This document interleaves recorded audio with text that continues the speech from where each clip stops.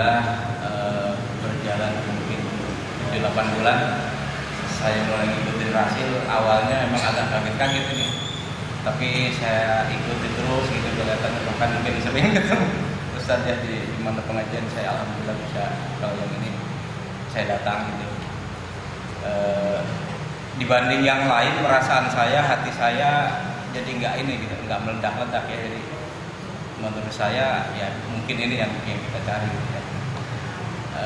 Yang ingin saya tanyakan,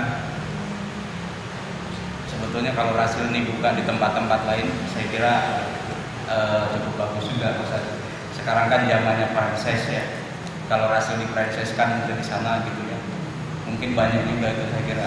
Karena saya kebetulan dari Cirebon, di Cirebon juga nggak nyampe ke sana. Kalau saya pulang kampung paling nyampe sampai Subang sana ya sedikit ya. Jadi banyak sekali dan yang ingin bergabung sama Rasil. Saya usul sama manajemen Rasil, mudah-mudahan bisa di tiap pulau atau di tiap daerah ada gitu ya. Kadang-kadang kita juga sering keluar. Perasaan kalau 1 minggu kita nggak ada di Jakarta, nggak dengar agak ini ada dulu juga gitu. Itu satu. Kemudian yang kedua, saya juga bersama jamaah dari Bintaro. Alhamdulillah sudah 2-3 kali ke sini, rupanya mereka pada itu terus. Alhamdulillah. Yang ingin saya tanyakan,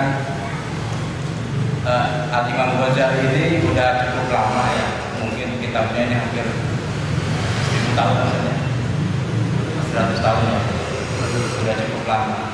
Saya mau nanya, Al-Imam Ghazali ini sering disalah pengertian oleh orang, katanya ini bikin umat nih mundur lah, bikin apa, padahal saya kira kalau dari bahasan tadi luar biasa, saya kira ya masih up to date gitu. Bahkan di beberapa tempat masih ada yang di radio mana ya, Asabiyah masih ada bahas Minhajul Abidin. Saya juga masih ini, apa sebetulnya dari sisi mana dari Imam Ghazali ini yang salah pengertian oleh orang sehingga rasanya kok disampaikan gitu. Itu yang kedua. Kemudian yang ketiga, terima kasih saya sudah menonton. Assalamualaikum warahmatullahi wabarakatuh. Terima kasih banget. Yang lainnya kita silakan. Maju ke depan sini. Maju nggak apa-apa. Di Pak Mahmud dari Bintaro. Assalamualaikum warahmatullahi wabarakatuh. Saya sih kangen cuma perasaan surat kabarnya aja. Pagi jam 8. Jam 8 saya Zainal Arifin. Sekarang saya berada di Cikarang. Cikarang. Tapi aslinya orang sini. Yang saya mau tanyakan, ada yang mengkritik sekali hati saya ini. Tadi saya lihat Ustaz minum, tapi sambil berdiri kan, gitu kan. Nah, kebanyakan kita dengar ini kalau diajarin katanya boleh minum sambil berdiri. Ilmu saya kayaknya belum sampai gitu kan. Saya minta penjelasan. Itu satu. Kedua, masalah buka puasa Ramadan. Biasanya kita di sini kan kalau buka puasa Ramadan itu tekdur gitu ya. Begitu bunyi beduk baru tek-tek aja udah pada minum. Kemudian saya ada masukan juga dari teman. Kalau maghrib itu sebenarnya bukan waktu tekdur itu, kita tunda lah 15 menit gitu kan. Nah terus saya coba-coba gitu mengamalkan gitu ya. Nah ini kira-kira boleh nggak ya kan? Gitu. Saya rasa pertanyaan itu cuma 2. Kalau untuk hasil saya usul kalau bisa di FM Pak. Kita kan sekarang kebanyakan di FM radionya, AM jarang gitu kan. Kalau pindahnya bukan pindahnya, ada AM juga, ada FM juga, itu lebih enak ya. Dan kalau saya Baik. Satu lagi. Silakan. Kita menanya dulu ya, soal ini ada yang jawab. Sebutkan namanya. Anak apakah dari SC mau tanya mengenai di dalam surah Al-Nisa mana berapa ayat berapa itu ada menyatakan bahwasanya Rasulullah itu diangkat menjadi saksi bagi setiap umat. Yang dalam pikiran saya, saksi itu kan harus menyaksikan. Apakah pada saat itu Rasulullah memang sudah ada atau dalam wujudnya seperti apa, mohon penjelasan. Baik, kita untuk 3 pertanyaan dulu ya. Bismillahirrahmanirrahim. Alhamdulillah. Allah. Rabbana atina min ladunka rahmatan wa hab lana rabbana zidna ilman wa alhimna bis-shalihin. Saya semenjak kecil sampai kita belajar Al-Quran, kita baca ringkasan dari buku India, termasuk diantaranya Al-Salih, Al-Dunia, Al-Da'wah, Al-Dharma, Risalatul Mu'awanah. Itu sebetulnya merupakan ringkasan yang ditulis oleh Imam Abu Hamid Al-Ghazali. Dan ini termasuk buku-buku yang memberikan substansi untuk membuat kita ini berdekat kepada Allah. Apalagi yang mengajarkan pada saat itu orang yang air matanya mudah sekali mengalir kalau membacakan apa-apa yang berhubungan dengan rezeki. Dan saya juga pada setiap tahunnya kita berkumpul di tempat kita punya kaki untuk membaca Ihya Ulumuddin. Walaupun permulaan kita tidak paham, lama-lamaan kita dapat memahami apa yang terdapat dalam Ihya. Dan Ihya ini sebetulnya merupakan sebuah kitab yang amat indah. Kitab yang berupaya untuk menghidupkan jiwa manusia. Tapi memang untuk membacanya, mempelajarinya membutuhkan seorang pemimpin, kalau tidak dia menyalahpahami apa yang dimaksudkan oleh Imam Al-Ghazali. Sebagai contoh tadi, ada siam al-umum. Siam al-umum siam dari makanan, minuman, dan hubungan dengan lawan jenis seperti yang membatalkan apa yang dilakukan satu yang lain. Kalau siam khusus, walaupun dia menjaga dari makanan, minuman, demikian pula dari hubungan dengan lawan jenisnya atau istrinya, dia menjaga mulutnya, matanya, telinga. Jadi kalau sampai mulut itu berbicara yang tidak, dia merasa puasa itu. Walaupun dia masih menjaga dari makanan, minuman, tapi dia merasa betul-betul puasanya telah gugur karena tingkatan khusus. Nah yang ketiga tadi, begitu dia mulai muncul hasrat-hasrat duniawi yang bermacam-macam pada saat dia berpuasa, dia merasa betul-betul puasanya telah sia-sia. Ini tingkatannya. Nah bukan berarti kita tidak bekerja, bukan berarti tidak berusaha. Kita berusaha bekerja, tapi jangan sekali-kali menjadi orientasi. Hari ini jadi pejabat berkhianat, jadi wakil rakyat lupa dengan sumpahnya, jadi pedagang juga mengurangi takaran, timbangan, bersumpah palsu. Kenapa? Karena orientasinya begini. Tapi yang Allah sebutkan menggambarkan mereka yang berusaha. Fi buyutin adzinallahu an turfa wa yuzkara fiha ismuhu yusabbihu lahu fiha bil-ghudwi wal-asal. Jangan tijaratun wala bay'un an dzikrillahi wa iqamis salati wa ita'iz zakat yakhafuna yawman tataqallabu fihi al-qulub wal absar. Allah memuji pria-pria yang berada di rumah Allah. Mereka mensucikan diri, mengarungkannya, membaca ayat-ayat Allah Subhanahu wa ta'ala.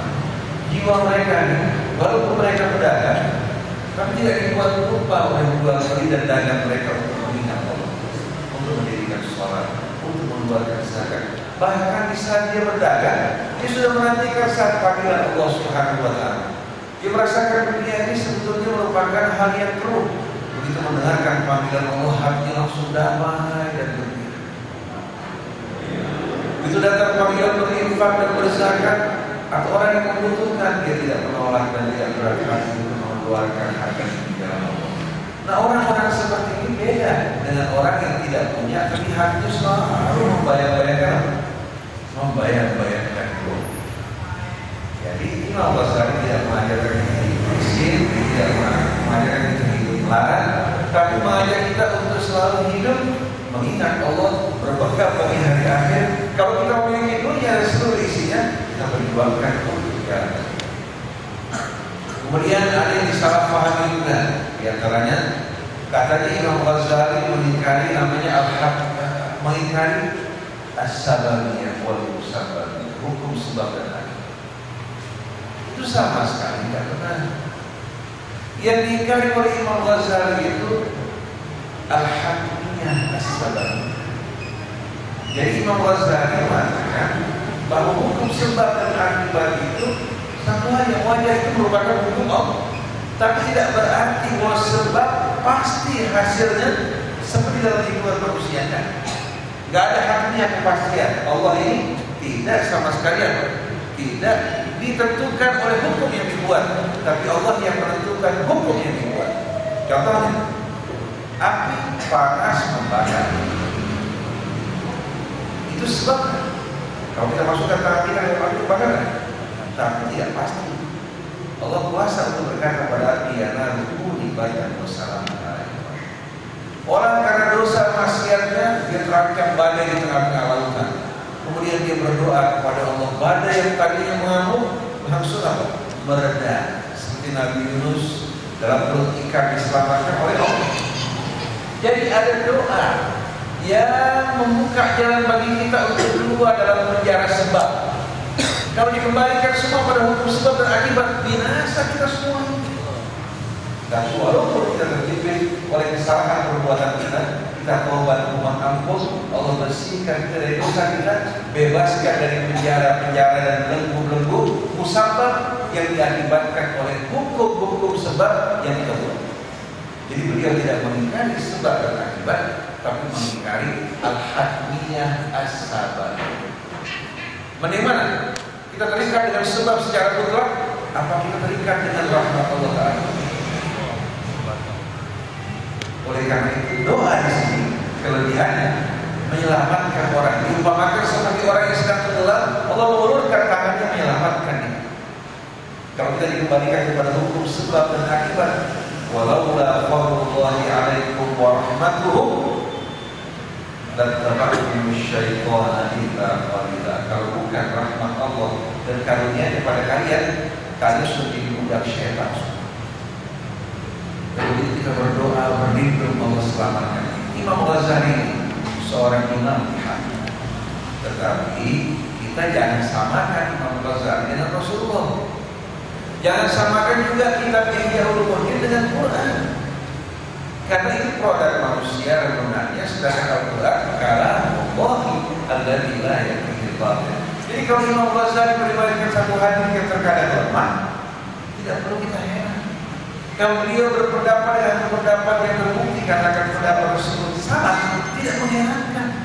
Kafa bil mar'i fakhran an tu'adda ma'aibu. Cukup membanggakan seseorang kalau kesalahan bisa gitu.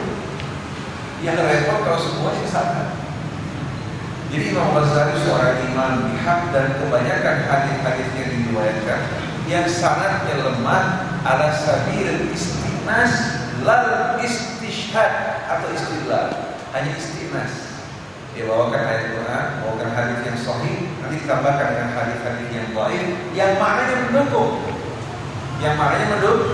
mendukung ke arah apa yang diriwayatkan. Tapi bagaimanapun juga manusia tidak akan luput dari kesalahan. Jadi kita harus memandang beliau sebagai manusia yang tidak maksud, tapi apa yang beliau karang dan tulis merupakan karya besar. Hampir banyak orang yang mengingkari beliau, termasuk mengutip ucapan-ucapan beliau dan renungan. Betul-betul. Sekian banyak buku ditulis mengutip dari Ihya. Bahkan bukan hanya di kalangan ahli sunnah, di kalangan Syiah ada satu buku namanya Jami'us Sa'adat, ditulis oleh Abu Dzar Al-Araqi, sebanyak 3 jilid, isinya banyak kutipan dari Ihya. Sekarang terdapat seorang ulama besar namanya Mawahiri, dipakainya apa? Ghazali Zamani. Karena banyak kutip dari mana? dari tulisan dan pandangan imam besar. Cuma saya, sebagian orang saya jumpai baca juga nggak pernah, cuma dengar kata orang buku Ihya Ulumuddin, kitab yang penuh dengan ini. Nah, kalau orang berbicara tanpa dasar pengetahuan, yang paling baik kita berdiam menonton apa yang diucapkan daripada kita menjawab mengadili orang sih. Nah, berkaitan dengan radio, mudah-mudahan didoakan insyaallah. Di Cirebon ada AM 720 juga. Jadi nggak mungkin kita bisa gunakan AM 720 untuk relay. Nggak mungkin di Cirebon. Jadi tunggu nanti insyaallah ada radio yang lain yang bisa relay. Dan radio silaturahim ini siapa saja yang ingin merilai tidak perlu bayar. Dipersilahkan merilai seluas-luasnya tanpa membayar sesuatu. Jadi nggak ada franchise lagi. Yang mau merilai, yang mau mencetak CD-CD-nya free, silahkan tanpa harus bayar. Bahkan kalau dia cetak ulang CD-nya, kemudian dia ingin ambil keuntungan 500.000 untuk kepentingan dia, silahkan. Nggak perlu bayar kerasnya sama sekali. Yang kita harapkan mudah-mudahan bermanfaat untuk umat, bisa mengajak umat ke dalam bersatu. Kemudian pertanyaan kita berkaitan dengan minum berdiri. Seringkali menjadi tegang. Ada yang mengatakan minum berdiri tidak baik untuk kesehatan berdasarkan penelitian. Semua itu sampai sekarang belum.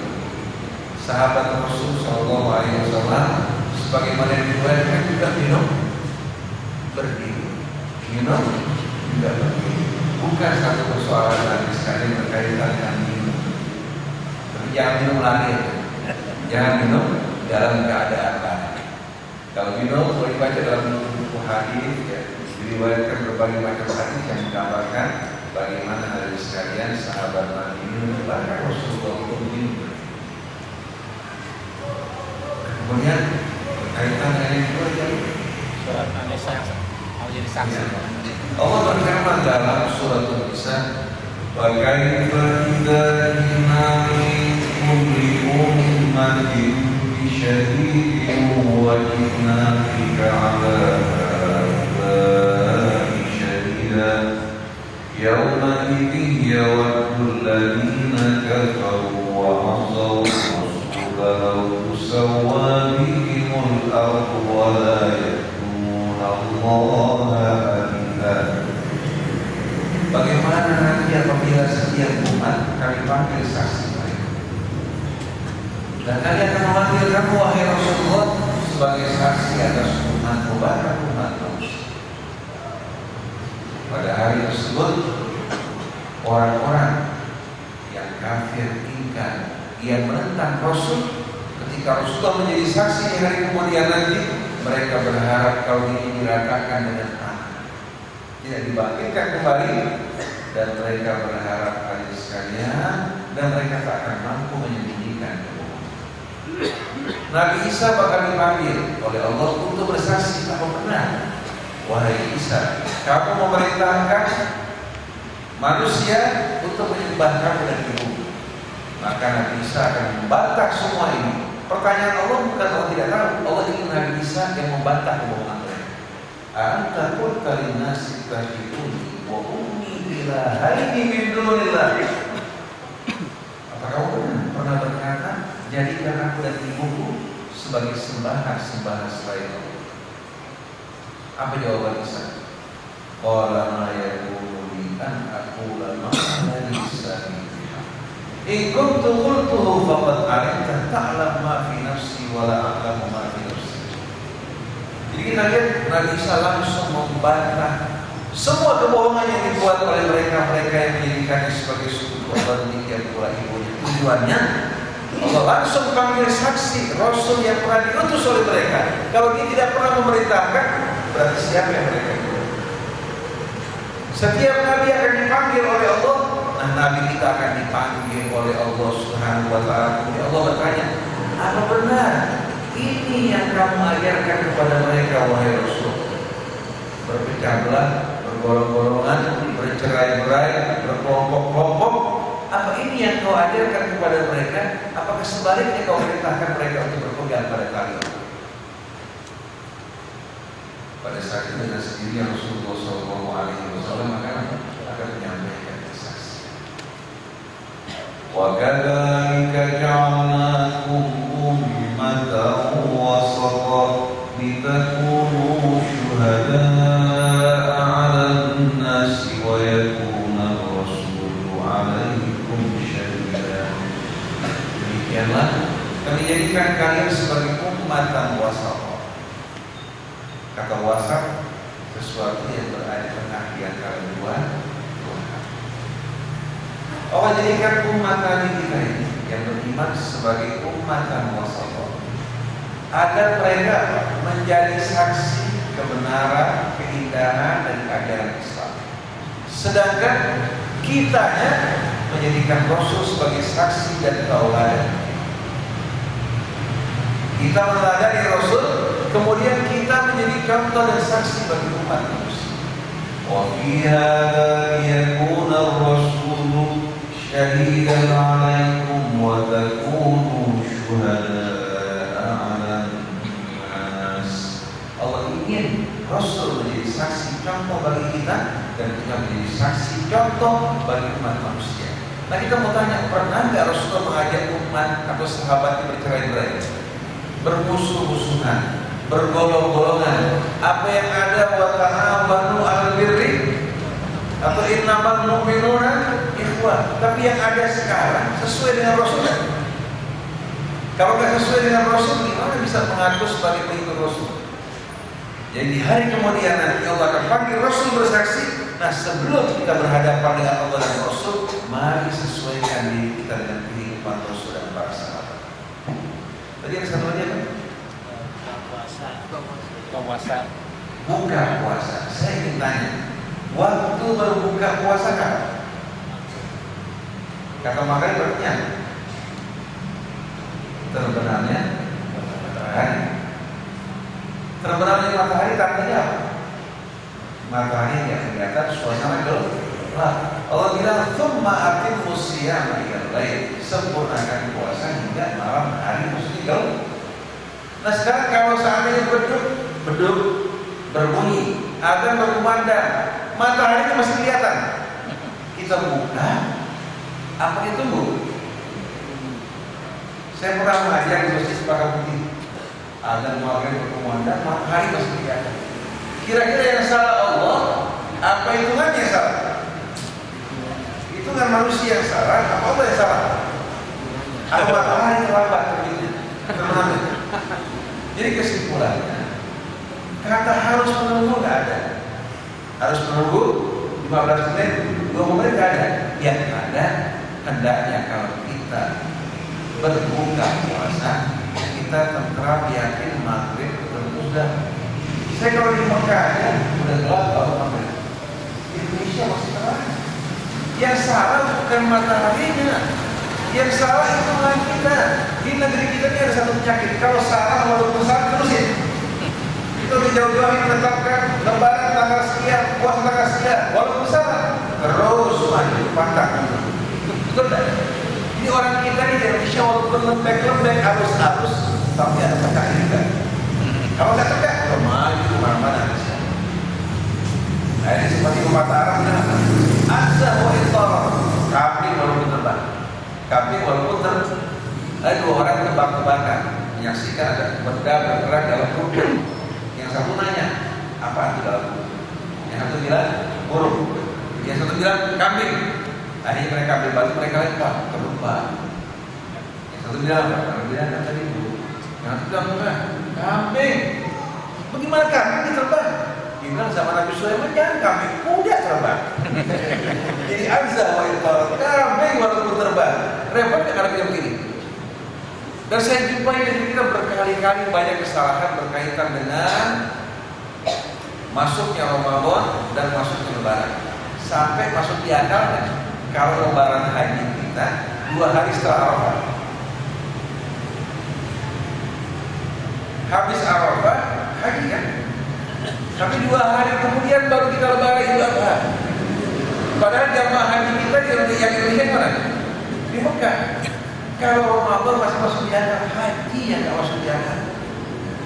Jadi kalau kita lihat luar biasa ijtihad orang kita ini. Kemudian kenapa harus dibuka belak-belakan? Ada sidang isbatnya. Vatikan kalau memilih paus mereka tidak berguna. Mereka berdebat habis-habisan. Kalau belum terpilih dari calon pengasas tidak keluar asap. Begitu terpilih, calon pengasas mengeluarkan asap pertanda bahwa paus telah terpilih. Kalau kita tidak dibuka belak-belakan, semua orang menonton, akhirnya orang awam juga komentar. Akhirnya bikin agama kacau kan? Kacau ada sekali. Jadi kita di sini kalau perhatikan bersama-sama banyak hal-hal yang kurang baik yang harus kita tinggalkan. Orang awam tidak boleh bicara dalam hal-hal yang berhubungan dengan apa? Fikih istilah. Dia mengamalkan apa yang gurunya ajarkan dan jangan dijadikan sebagai perang perdebatan di kalangan. Ada satu orang bicara jadi tidak sesuai dengan sunnah. Saya bilang mau dialog, mau diajak berdialog begitu dijelaskan adilahnya, dibilang tidak bisa. Saya guru saya. Kalau kamu mau bilang begitu, kenapa dari awal kamu ngajak debat orang lain? Kamu ikut guru, kamu simpulan yang ikut guru, jangan ikut. Pertama-tama menganggap dirinya mujtahid mau berdialog. Begitu berdialog terpojok, bilang saya ikut guru saya. Saya kembali kepada Syekh Al-Bani. Ini namanya kata-kata menggambarkan orang yang bagaimana? Orang yang seharusnya tidak berdialog, ikut pada gurunya tapi tidak meremehkan orang lain, mengajak orang lain. Cara yang tidak benar sama sekali. Jadi berkaitan dengan puasa tadi, kita tidak menganjurkan orang menunda 15 menit, 10 menit, 20 menit tidak. Tapi kalau matahari masih kelihatan, jangan buka.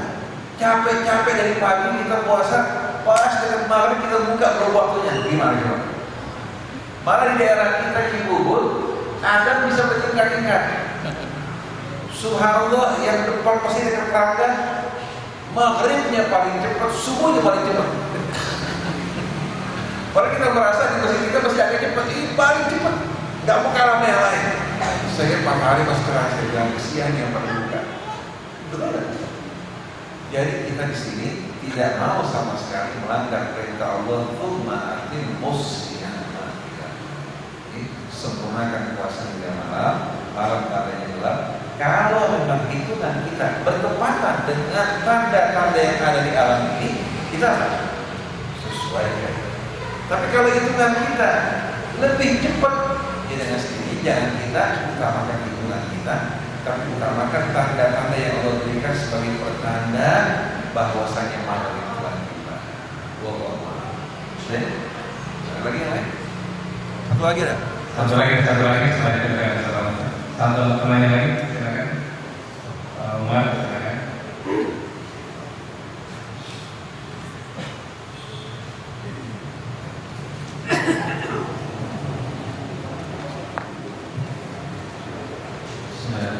Assalamualaikum warahmatullahi wabarakatuh. Waalaikumsalam. Nama saya Umar dari Sudan. Mau banyak Sayyidina Ali Rasulullah pernah mengatakan jadikan takwa sebagai perisai dari dirimu hari ini dan jadikan takwa pada esok hari ini sebagai jalan menuju surga. Dan atau satu lagi, takwa itu ibarat sebuah kuda yang terlatih dengan tali ikat yang dipegang dengan orang yang baik sehingga membawa jalan menuju surga. Maksudnya makna takwa itu bisa. Jadi tadi Ustaz menjaga orang yang ada dalam bimbingan dan petunjuk Allah itu ditanamkan ketakwaan dalam hatinya. Nah, saya ingin menanyakan maksud dari takwa dan bagaimana maknanya menurut Imam Ali. Terima kasih. Assalamualaikum warahmatullahi wabarakatuh. Waalaikumsalam warahmatullahi wabarakatuh. Kalau kita punya uang, kita bisa gunakan sebagai bekal dalam perjalanan kita, rumah tangga kita. Demikian pula kalau kita pergi ke luar negeri, uang berguna, bisa menjadi tempat yang baik. Begitu kita meninggal di kuburan, uang berguna. Bisa kan? Kuburan itu kita tempat yang istimewa, jadi penjara para dokter. Kita tempat yang istimewa, yang rapi, yang baik. Bisa kan? Di kuburan bayar joki bisa kan? Kita digantiin di kuburan, kita keluar dari kuburan. Makanya ada kuburan Santiago, kuburan orang-orang kaya, ada danaunya, main golf mungkin tujuannya supaya kalau sore-sore yang dikumpul bisa main golf kan. Jadi Allah kasih al-mal wal banun zinatul hayatid dunya. Harta, anak, semua jabatan ini hanya biasa di kehidupan dunia. Begitu kita meninggalkan dunia nggak bisa dipergunakan sama sekali. Tapi kalau takwa, wa tazawwadu fa inna khairaz zadit taqwa wattaquni ya ulil albab. Berbekalah kalian sebaik-baiknya bekal adalah ketakwaan. Takwa dalam bahasa Arab seperti yang pernah kita terangkan, tak di sini bukan satu huruf yang asli pada kata, tapi dia perubahan dari waw. Waqa yati wiqayatan, lahirlah waqwa yang artinya waqwa itu, kalau waqwa yang menjaga, melindungi, membentengi, waqwa ini mirip dengan benteng. Karena sulit disebutkan waqwa, berubah menjadi takwa. Seperti iltasola, yautasilu menjadi ittasola, yautasilu waqwa berubah menjadi takwa. Dalam bahasa Arab banyak hal seperti itu. Jadi takwa itu sebetulnya merupakan sebuah kata yang diambil dari menjaga, melindungi, membentengi. Kata perintahnya, anfusakum wa ahlikum nar, lindungi, jaga diri kalian dan keluarga kalian dari api. Nah, coba bayangkan sekalian, kita ini berhadapan dengan dua tantangan. Pertama, nafsu kita. Yang kedua, syaitan yang tidak pernah tidur. Syaitan yang tidak pernah tidur. Syaitan bersumpah untuk memikirkan kita. Di jalan kebaikan di depan dia akan berdiri menghalangi kita. Tapi di jalan maksiat didorong dari belakang, dari kanan, dari kiri. Syaitan akan menggoda kita. Pada anak kita, istri kita, jabatan kita. Makanya orang yang tadinya orang biasa sebelum menjabat, kalau begitu menjabat mulai hidupnya tengil muncul kan, tingkah lakunya mulai berubah. Apa temannya aja mulai kita tampilkan dengan bisa. Nah, kita lihat bagaimana syaitan menggoda. Dia di tempat gelap kita nggak melihat, sedangkan kita di tempat terang. Bagaimana berlindung dari syaitan? Begitu juga nafsu kita yang selalu bersama diri kita, itu yang dimanfaatkan oleh syaitan. Nah, jalan kita untuk berlindung dari godaan syaitan dan bujuk rayu nafsu kita ini, kita berlindung kepada Allah. Allah jadikan sholat sebagai benteng, jadikan puasa juga membantu untuk melatih hawa nafsu kita. Allah Subhanahu wa Ta'ala juga perintahkan kita berzakat agar tidak dikuasai kerakusan ketamakan. Perintahkan kita untuk berhaji, berkumpul, datang ke rumah Allah, merasakan persaudaraan di antara sesama umat manusia yang begitu indah. Allah perintahkan kita melakukan segala kebaikan, karena manusia ini kalau sudah terbiasa mengerjakan sesuatu, ditinggalkan berat. Orang yang membiasakan diri dengan perbuatan buruk, berat untuk tinggalkan. Seperti Habib Ali kita, Habib Ali adalah seorang yang lembut dan bijak. Dia naik delman dari Kebun Baru, bilang untuk delman, saya kasih kamu 1 golden sampai hilang. Padahal dulu sedikit berapa sen itu cukup 1 golden. Bang delman senang luar biasa, 1 golden dia, tidak ada syaratnya. Syaratnya apa? Waktu kamu bawa delman, ingat saya nggak mendengar kamu bilang, sanggup nggak? 1 golden itu sanggup. Akhirnya dari Kebun Baru dia bawa delman. Si kuda biasa dengar panggilan tuanya, yang kuda kok tuanya belum suara juga. Kan berontak. Dia juga tiap-tiap lagi bawa bersuara lagi, ini 1 golden saya bilang. Dia tahan diri, si kuda berontak. Akhirnya dia bilang, dia gak perlu 1 golden yang penting. Karena kebiasaan. Ayah jangan golden buat kamu. Pelajaran. Jangan suka biasain diri kita sama yang buruk. Akhirnya kita dikuasai dengan kebiasaan yang bisa kita. Betul. Rokok itu lahir bersama kita baru. Baru kan? Tapi begitu nempel sama kita nggak mau lepaskan sekalian. Istri kita masih jarang kenal. Rokok nggak mau lepaskan. Ya saya heran kenapa istri kita nggak cemburu merokok. Betul kan? Gak cemburu merokok, padahal merokok lebih jahat berdampingan sama dia tiap saat. Baunya juga nggak sedap. Mendingan duitnya digunakan buat dia, tapi diburu main lain kan? Kenapa para itu? Jadi kesimpulannya, takwa ini hadirin sekalian merupakan kumpulan-kumpulan amalan dan bimbingan dari Allah yang Allah berikan kepada kita, yang diajarkan Rasul. Kalau kita amalkan, akan membentengi jiwa kita dari berbagai macam tipu daya syaitan. Di dunia akan membuka pintu rahmat, di hari akhirat akan menjadi penyelamat kita. Wa man yattaqillaha yaj'al lahu makhraja wa yarzuqhu min haitsu la yahtasib. Siapa yang bertakwa kepada Allah, Allah berikan jalan keluar. Dan Allah akan berikan baginya rezeki dari jalan yang tidak terduga. Dan takwa pasti tidak akan salah. Kalau GPS masih salah. Saya dari lapas Samudera pakai GPS, belok kanan, belok kiri, belok kanan. Nah, ini sampai depan ini tuh. Tapi Allah Subhanahu Wa Taala dialah yang menjadi cahaya yang menerangi langit.